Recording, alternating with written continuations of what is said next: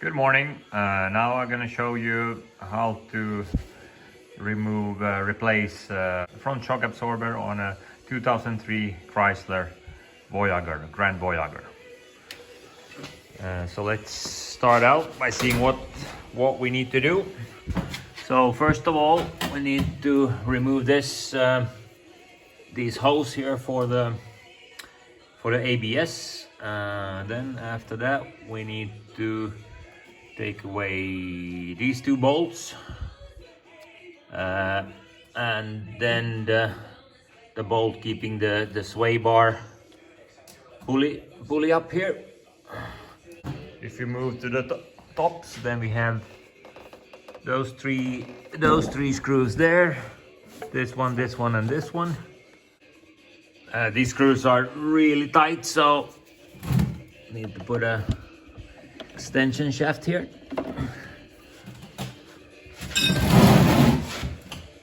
There we go, and like this, and yeah, there we go. Sway bar stud, you need at least on these, a 60mm to hold it from the back. And then to speed this up, I take the power tool, and this is now an 18mm on this side. And then I have this loose. Then I'll also use the power tool to get these off.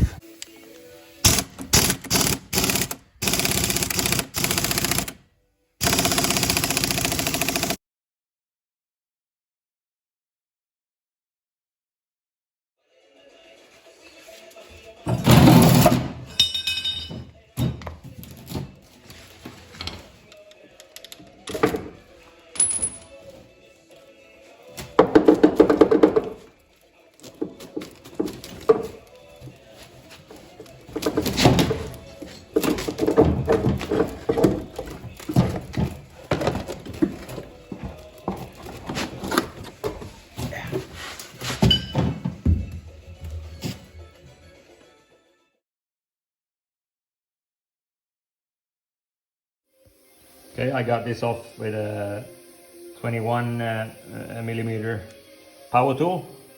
So even if there we go, it had that 10mm to keep it there, I did not have to keep it. Just with the power tool, I managed to get this out, and this would stay put. Okay, so then let's let it loose and see what happens. Okay, so now I got the. I had to use some original extractors to get this done. This machine did not work as planned. So here's now, I had the lid off, and now I'm just gonna slide this out and push in this new one. Okay, now I clean this one, and then you see this should be right. This should be in the line with towards the wheel. Then I bought a new one of these, and I'll put this one on. So I put first the bearing. There we go. And then we'll put this one on. Let's see how this goes. So the old one I marked as this was front. This was so a bit like this. Should be like this, and this edge like this should be towards the wheel.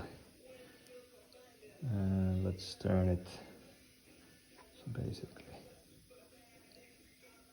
like this. Yeah, this should be possible to turn in place later, as this is on the bearing. Okay, now I think I have everything set there. Okay, now all assembled, then let's release the pressure.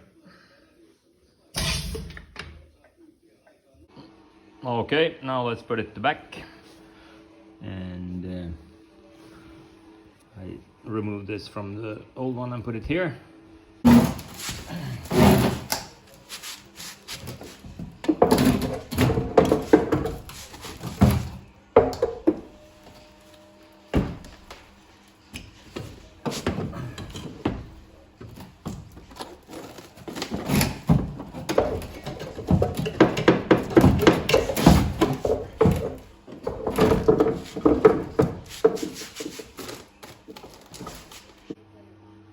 fixed this one first.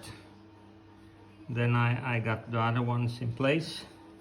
And now I have not tightened them yet. So now we're gonna go back here and see.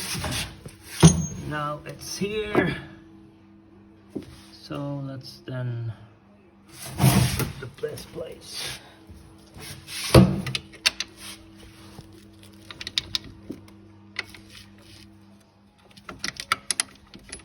Yes, okay. And then let's put in the screws. So now we can see that this hole here is a bit oval. The other one was round. So when I fix this, I'm gonna fix it in the middle here.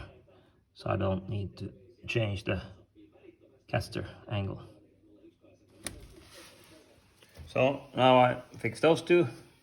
This one in the middle, so that the edge of the washer is touching this. And now I put this in place. These. And this. Yeah.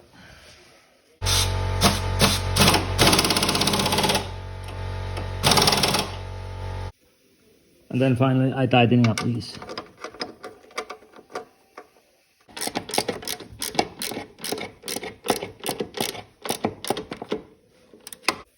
And then that's it. Everything is placed.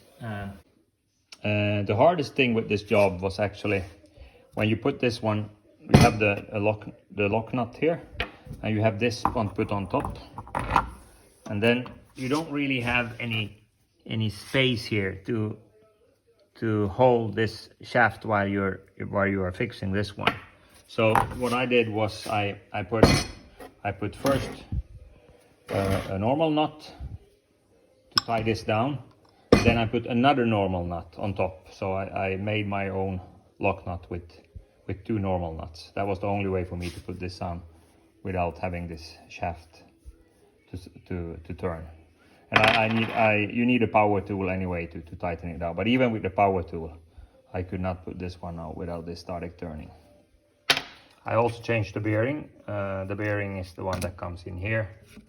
So I got this whole new. And the bearing as well, just to be safe. This machine did not work as intended because these holders here are too small diameter. So I had to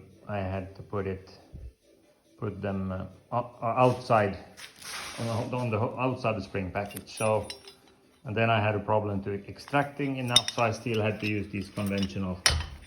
A combination of these conventional clamps plus this one in order to get the spring contracted.